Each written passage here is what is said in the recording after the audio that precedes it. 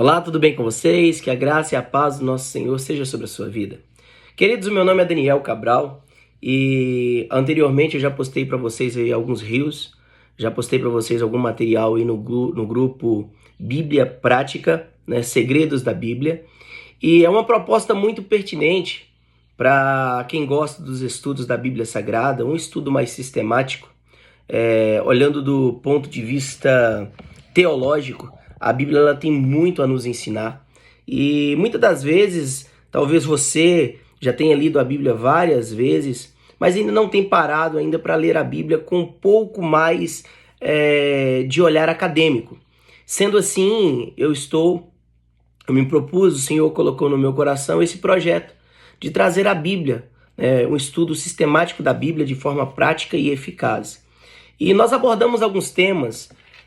A didática aqui será a seguinte: nós iremos estudar a Bíblia, o livro de Gênesis, Êxodo, Levítico, Número, Deuteronômio e assim sucessivamente. Mas a ideia primordial, a ideia principal é que nós trabalhemos textos complexos da Bíblia Sagrada. Mas como assim textos complexos?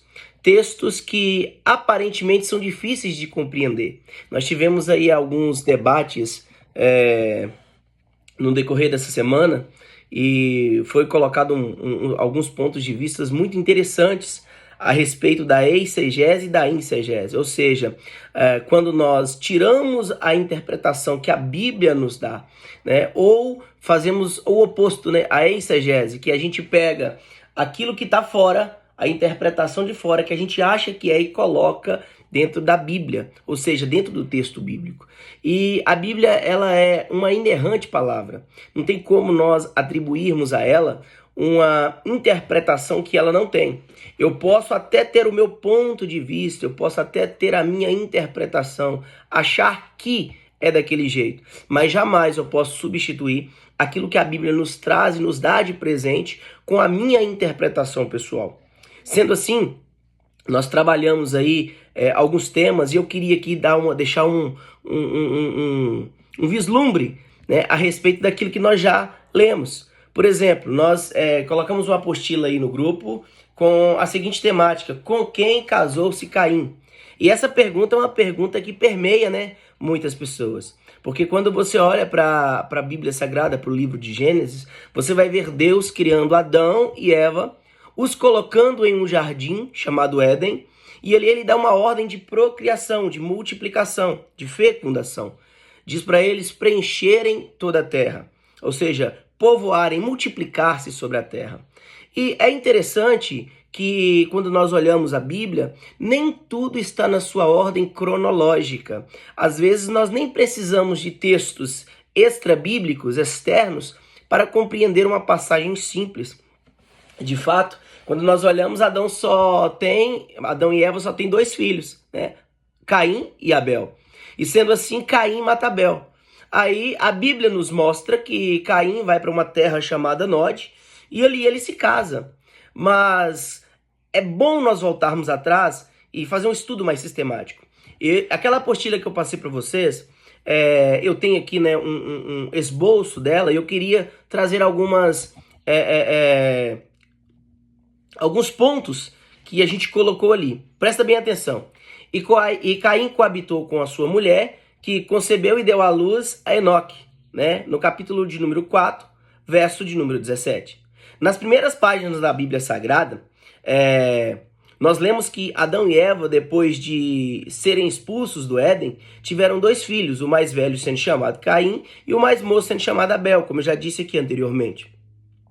Em seguida, temos a narração da morte de Abel, né, das mãos de Caim. O texto nos diz: e saída este da terra de Nod, e saiu este foi para a terra de Nod, do lado oriental do Éden. Está lá em Gênesis 4,16. O versículo seguinte fala da mulher de Caim e de seus descendentes até a 6ª geração. Muita gente, ao ler as escrituras sagradas, julga achar nela dificuldade, que não tem solução possível. A seu ver, o historiador quer que Caim estivesse casado antes de haver com quem se casar. Mas quando você para observar, isso não é tão difícil de analisar. O texto bíblico vai dizer que Adão e Eva teve muitos filhos e filhas. E como a Bíblia não está na sua ordem cronológica, todos os fatos não seguem aquela escadinha ascendente, é simples de se pensar. Nós temos duas vertentes, dois estudos principais, duas teorias. A primeira delas é que Caim provavelmente tenha se casado com uma de suas parentes mais próximas, irmã, ou prima, ou sobrinha. No caso, né, pelo fato de Adão e Eva ter tido outros filhos que não são mencionados os nomes na Bíblia.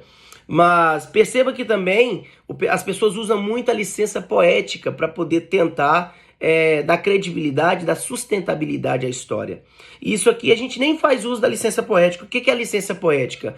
É eu colocar aquilo que a Bíblia não está dizendo, mas eu penso, não, mas isso aconteceu. Né? Porque se Adão e Eva teve filhos e filhas, pelo pressuposto da língua portuguesa, eu imagino que quando Deus diz multiplicai, eles não pararam, eles continuaram multiplicando, multiplicando, multiplicando, e não teve só Caim e Abel. Mas Caim e Abel foram os nomes que Deus escolheu através de Moisés para que fosse mencionado no Gênesis. Então, quando Caim ele vai para outra terra, com certeza, alguns dos seus irmãos ou irmãs, né, que já sobrinhas, que ali talvez já tinha se rebelado, talvez não concordou com a visão dos pais, embora isso não esteja na Bíblia Sagrada. Fato é que uma das teorias é que Caim tenha se casado com uma de suas irmãs. Uma outra teoria que permeia por aí é que Caim tenha se casado com uma estrangeira. Mas isso não é muito firmado pela Bíblia Sagrada, principalmente no Gênesis, que é o livro da criação. Por quê? Porque quando Deus cria Adão e Eva, ele não deixa nenhuma margem para que nós percebamos que existem outras nações na face da terra. E isso é fácil de se pensar. Presta bem atenção. Vamos pegar um exemplo aqui de Gênesis capítulo de número 12. Lá em Gênesis capítulo de número 12, Deus ratifica a sua promessa. Que promessa é essa? A promessa da redenção, a promessa da salvação, que também tem em Gênesis capítulo de número 3, que Deus diz que da semente da mulher sairia um que esmagaria a cabeça da serpente. Lá no capítulo de número 12, o Senhor vai dizer para Abrão, Abrão, sai da tua terra, do meio da tua parentela, e vai para um lugar que eu te mostrarei. E em ti, Abrão, serão benditas todas as nações da terra. Quando Deus diz isso para Abrão, ele está falando do seu plano redentor, ou seja, a promessa, o Messias que viria desta linhagem, né? Através de Abrão seria bendita todas as nações da terra. Era uma tipificação de Cristo, né? Então o que acontece? Naquela época, o Senhor pega Abrão, fala com ele, sai do meio da tua terra, da tua parentela, e vai para um lugar que eu te mostrarei. Deus estava começando a dar origem num povo diferente. Que povo é esse? É o povo que iria carregar a marca da promessa, a marca da circuncisão, a marca da aliança, né? Os preceitos de lei que o Senhor daria posteriormente através de Moisés. Mas enfim, Deus pega aquela nação. Então nós pensamos que se Deus tira uma nação, tira alguém do meio de um povo, é porque tinha outros povos.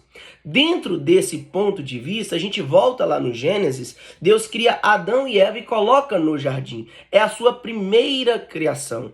É o princípio de todas as coisas. No início, Deus cria. Então, esse conceito, a gente não acha outras vertentes que possam se encaixar. Existem textos extrabíblicos que talvez nos fazem imaginar, né, que existia uma estrangeira. Mas nós não temos, repito, não temos nenhum ponto que seja tão crucial, tão fundamental, que possa nos levar a entender que na época de Adão e Eva tinha outras nações. Se é que você me entende. Então, essa possibilidade de que existia uma estrangeira, ela cai por terra. Sendo assim, nos resta, com margens bíblicas, entender que Adão e Eva teve mais filhos e filhas, e que desses filhos e filhas, ou dessas filhas, né, Caim tenha se casado com uma delas. Porque na época não era proibido o irmão casar com a irmã. No caso de Caim casar com a sua esposa na época, que poderia talvez ser sua sobrinha, não tinha essa vertente, não tinha essa proibição. Essa proibição vai acontecer depois, lá na lei de Moisés, bem mais na frente. Então, nós temos esses princípios. A Bíblia não fala de outros filhos nascidos de Adão e Eva que não sejam estes, filhos e filhas que eles tiveram. E para concluir esse raciocínio nosso a respeito desse estudo, e a resposta que nós temos é que naquele tempo tais casamentos eram uma necessidade. Eles precisavam se unir para que a multiplicação continuasse. Então Caim casa-se com provavelmente uma de suas irmãs ou sobrinhas. Então esse texto não é tão complexo de se entender. Mas caso você tenha nós estamos aqui para estudar e debater ideias. Mas se você tem uma vertente, uma teoria diferente desta, coloca pra gente aqui, para que nós possamos debater, para que nós possamos destrinchar isso, né? E ter mais conhecimentos. Vai ser de grande valia. No mais, eu queria te agradecer, peço desculpas, porque eu tenho vindo aí de uma semana de enfermidades, mas o Senhor está me dando graças, está me curando, e de agora para frente vai ser só alegria em nome de Jesus. Que Deus em Cristo te abençoe, tenha aí um excelente dia, tarde, noite, eu não sei que hora que você vai ver esse vídeo, mas que o Senhor te abençoe em nome de Jesus.